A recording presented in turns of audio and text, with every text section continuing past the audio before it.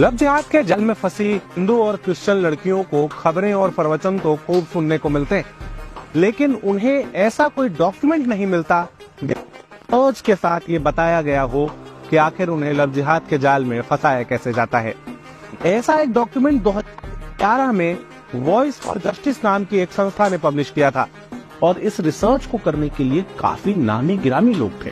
जो research panel है इसमें आपको former chief justice, IPS officers और फॉर्मल एडिशनल एडवोकेट जनरल जैसे लोग मिलेंगे। इस कमेटी ने लव जिहाद के पीड़िताओं, उनके परिवार वालों और इसके साथ ही लव जिहाद की काउंसलिंग करने वाले लोगों के साथ लंबी मुलाकातें की, उनके इंटरव्यूज किए और उसके बाद इस रिपोर्ट में कुछ ऐसी चीजें निकल के आई जो आपको चौंका देंगी।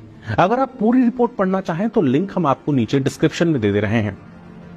इस रिपोर्ट में सबसे पहले तो पूरे क्रोनोलॉजी का खुलासा हुआ कि आखिरकार मुस्लिम लड़के हिंदू लड़कियों को, क्रिश्चियन लड़कियों को फंसाते कैसे हैं। इसके लिए 3-4 चीजें निकलकर सामने आई। जब लड़कियों से पूछा गया कि आखिर वो प्यार में कैसे पड़ गई, कैसे उन्हें मुस्लिम लड़कों ने आकर्षित किया, तो 3 चीजें सभी लड़कियों ने बताई। सबसे पहली बात कि कांस्टेंट फ्लैटरिंग, लगातार लड़कियों की तारीफ करना, हमेशा उनके आसपास घूमना और उनसे ऐसी मीठी मीठी बातें कहना जिससे लड़कियां खुद को प्रेम में गिरने से रोक नहीं पाती हैं। दूसरा तरीका जो इस्तेमाल किया जाता है वो समय।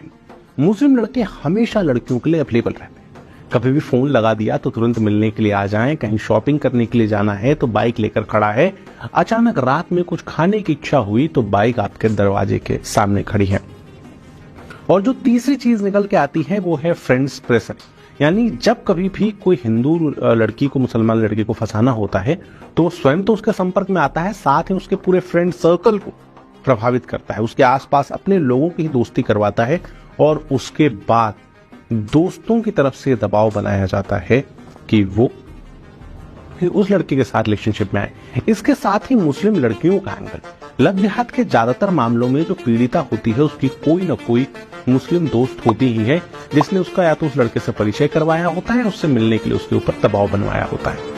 इस पूरे रिसर्च रिपोर्ट में और भी कई चौंकाने वाले खुलासे हुए, लेकिन एक खुलासा सबसे ज्यादा चौंकाने वाला था, वो ये था कि इस पूरे में दवाओं का इस्तेमाल किया जाता है, ड्रग्स का इस्तेमाल किया जाता है। ड्रग एक्सपर्ट से बातचीत में 3 दवाओं के नाम सामने आए, डाइजापाम, बार्बिटूरेट्स और एलएसडी।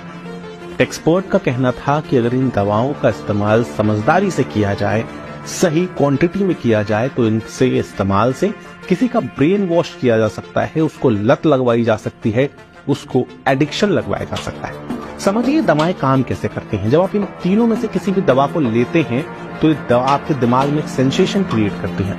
उसके बाद आप अगली बार खुद उस दवा की तरफ जाते हैं, आपको दवा मांगते हैं। जब कोई हिंदू लड़की किसी मुस्लिम लड़के के संपर्क में आती है तो सबसे पहले छोटे छोटे डोजेस में दवा दी जाती है। कुछ समय के बाद अगर लड़की को दवा ना मिले तो उसे गजब की बेचैनी महसूस होने लगती है और वह स्वयं उस लड़के की तरफ खींची चली जाती है, जिसके बाद ब्रेन वॉशिंग की प्रोसेस शुरू होती है, जिसके बाद धर्मांतरण की प्रोसेस शुरू होती है।